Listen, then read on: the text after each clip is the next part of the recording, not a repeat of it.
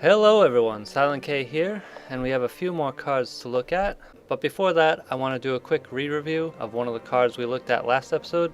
Normally I'm pretty satisfied with the reviews once they're done. I take a lot of time thinking about each card, considering which cards it competes with at the same mana cost for the same utility, which current decks it might be good in, which future decks it might be good in, etc, etc. So usually once I have a card down, I'm pretty satisfied with it. But ever since the video went up, this card has been nagging me a little bit, so I've been trying to think about it from different angles and whatnot, and I decided I'm going to have to re-review it.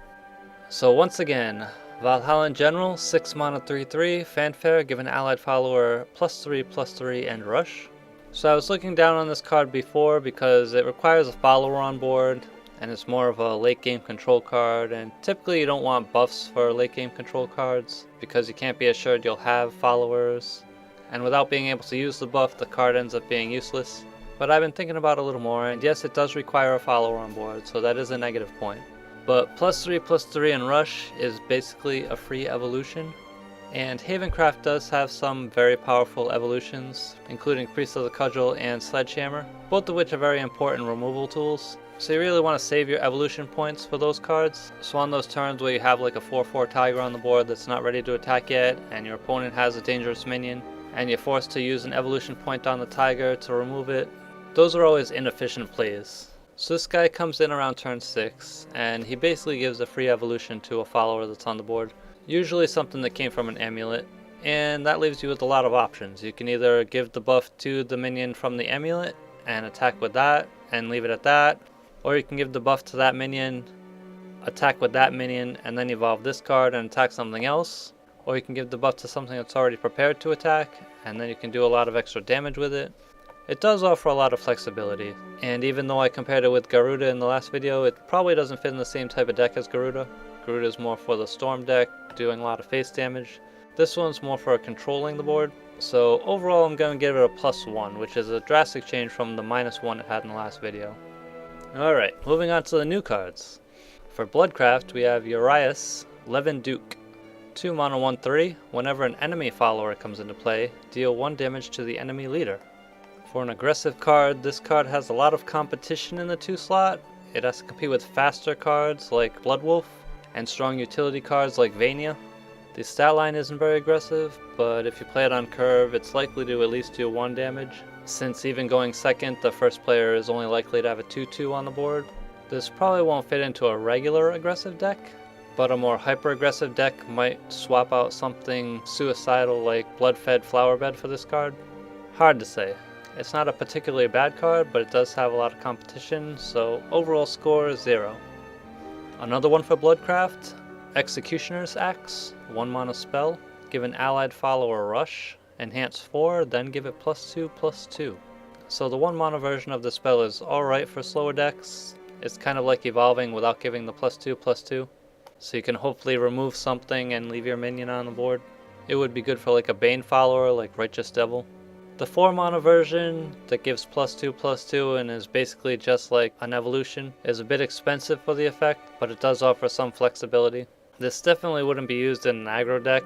It reduces the fuel in your hand and doesn't really offer a good effect for an aggro deck unless you're spending 4 mana on it, which you can do better for 4 mana with an aggro deck.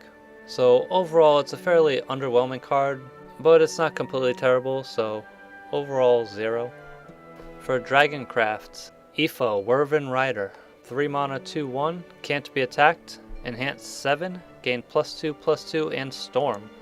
This is sort of a cross between Trinity Dragon and Forte.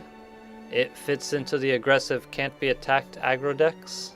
Having 1 less health than Trinity Dragon is a huge disadvantage though. It does make it susceptible to pings and Angelic Barrage. There are a limited number of can't be attacked followers that fit into that deck though, so it might have a spot anyway. You can always evolve it to give it a health boost, even if you haven't reached 7 mana. Overall 0, even though this does offer some flexibility, it's not like a huge leap in power or anything. Onto Forestcraft, Elf of the Gemstones, 5 mana 3/4.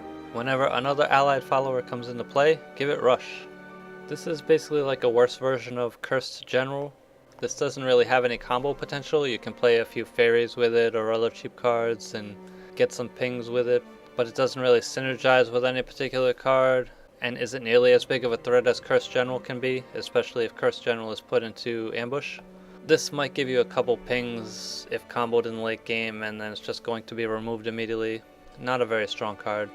Overall, -1. For Havencraft, Luxhorn Sarisa, 7 mana, 5/5.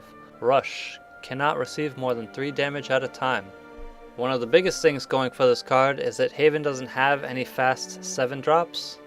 If you're playing a Havencraft deck with a 7-drop, it's most likely Curate, which is a decent card with an immediate effect, but it doesn't really affect the board.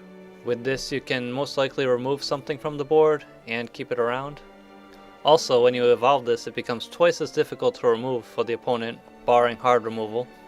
At 5 health, it can take 2 hits of 3 damage, but at 7 health, it will take 3 hits of 3 damage. Overall, the score is going to be +2, keeping in mind that this score system is based on the current power curve for each class. So the main reason this gets such a high score is just because Haven doesn't have any fast 7-drops, so this fills an essential gap in the Haven toolbox. Overall, it's a good card, but it's not going to be an essential card in every Haven deck. For Rune Craft, we have Disaster Witch, 6 mana, 5/4. Fanfare, put a Crimson Sorcery into your hand. Crimson Sorcery being, of course, the 1 mana deal 3 damage spell you typically get from Time-Worn Mage Levy. And on the plus side, Crimson Sorcery is a great value spell, and even though the stat distribution on this card isn't great, it does come in at 6 mana, so you can evolve it and guarantee a 2-for-1. This card doesn't really fit into most Runecraft decks. Dimension Shift obviously doesn't run a lot of followers, and this doesn't really do anything for Earthright. It might fit into a Path to Purgatory rune, because it is 2 shadows and a good value spell, but the Path to Purgatory deck does top out at just over 5 mana, so including this card would raise the curve just slightly. It might also fit into a more follower-based deck, as the other cards revealed so far have hinted towards. Overall, +1 for value, even though I'm not sure it has a place in any particular deck right now.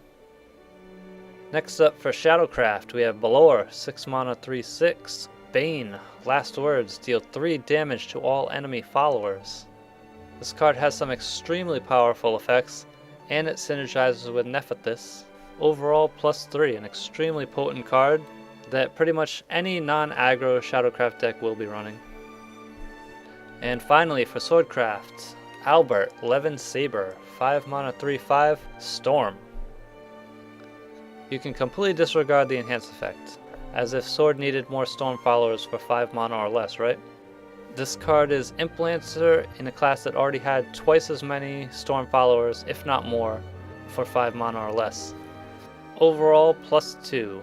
If you watched my recent Storm in a Teacup videos, I would just take out the Wind Gods at 5, throw this in, and the deck would probably be even better than it already is. And Banner Sword also has a few cards that could easily swap out for this as well. So I hope you enjoy aggressive sword decks, because you'll be seeing a lot of them. And that's all for now. Hope you found this informative and entertaining. Thank you all for watching. Tune in again next time.